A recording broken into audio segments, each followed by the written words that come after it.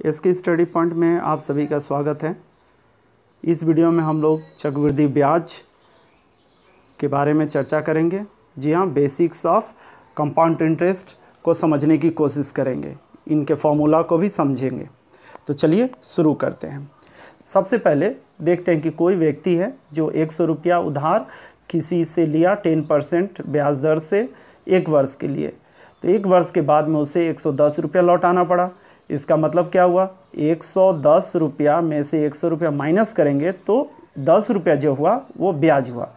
जी हाँ, तो पहला साल जो ब्याज हुआ उस ब्याज को हम लोग सरल ब्याज बोलेंगे। और यही सरल ब्याज क्या चक्रवृद्धि ब्याज भी है, क्योंकि पहला साल जो चक्रवृद्धि ब्याज और सरल ब्याज जो होता है वो दोनों समान होता है। तो चलिए अब दूसरे साल के लिए देखते हैं। अब आप सोच लीजिए, द्वितीय वर्ष है, मूलधन कितना था 100 रुपया, और 100 रुपया को ही हम लोग द्वितीय वर्ष के लिए लेंगे तो यह सरल ब्याज की बात हो जाएगी। यहाँ पर हम लोग चक्रवृद्धि ब्याज को सीखने की कोशिश कर रहे हैं, इसलिए जो मिश्र धन प्रथम वर्ष के अंत में तैयार हुआ वह चक्रवृद्धि ब्याज के क्षेत्र में द्वितीय वर्ष के लिए मूलधन बन जाएगा और इसी क्रम में चलता हुआ रहेगा।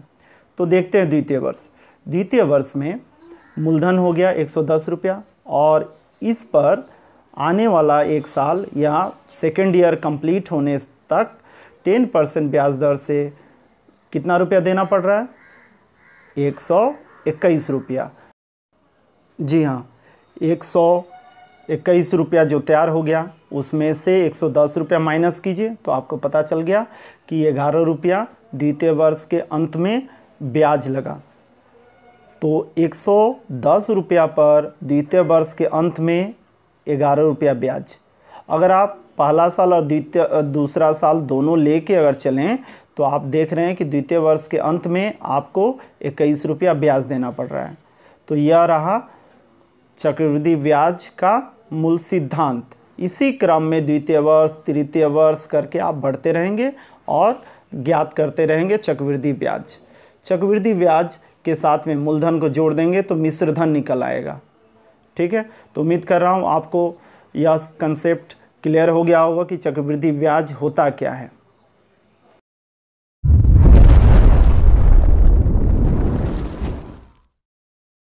वन बाई वन चक्रवृद्धि ब्याज के फॉर्मूला को जानेंगे और समझने की कोशिश करेंगे। देखिए, सबसे पहला फॉर्मूला है चक्रवृद्धि ब्याज के लिए A = मूलधन प्लस चक्रवृद्धि ब्याज।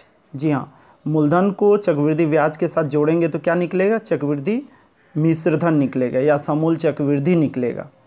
ठीक है, देखते हैं जो बता रहा है क्या, A = P × R/100⁴ यहाँ पर R देखिए, जो ब्याज दर है वो क्या है, वार्षिक ब्याज दर है, और N जो है वो समय है, समय वर्ष में है।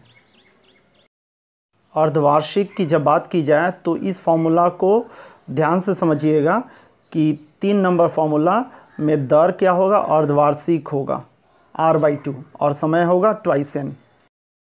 जब हम लोग बात करें त्रैमासिक का, क्वार्टरली का, ब्याज दर क्वार्टरली हो, तब फॉर्मूला में याद रखना है कि दर जो होगा वो R/4 लिखा जाएगा और समय जो होगा वो 4n लिखा जाएगा। अब हम लोग फॉर्मूला नंबर 5 को देखते हैं।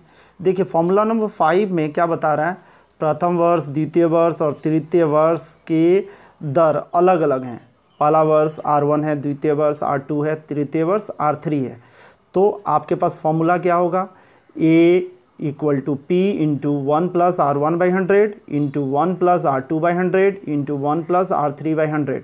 इस तरह से 3 वर्ष का है तो केवल गुना करते करते लिखते जाएंगे।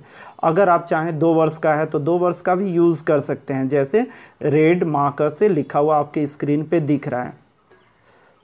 तो मूल बात यह है कि आप चक्रवृद्धि ब्याज के जब भी कोई प्रश्न को हल करें तो आपको दिए गए 5 फॉर्मूले को दिमाग में बैठा के रखना है।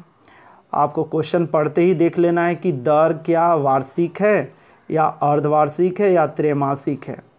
इस चीज़ को सोच लेना है, समझ लेना है, उसके बाद ही में हल करना शुरू करना है।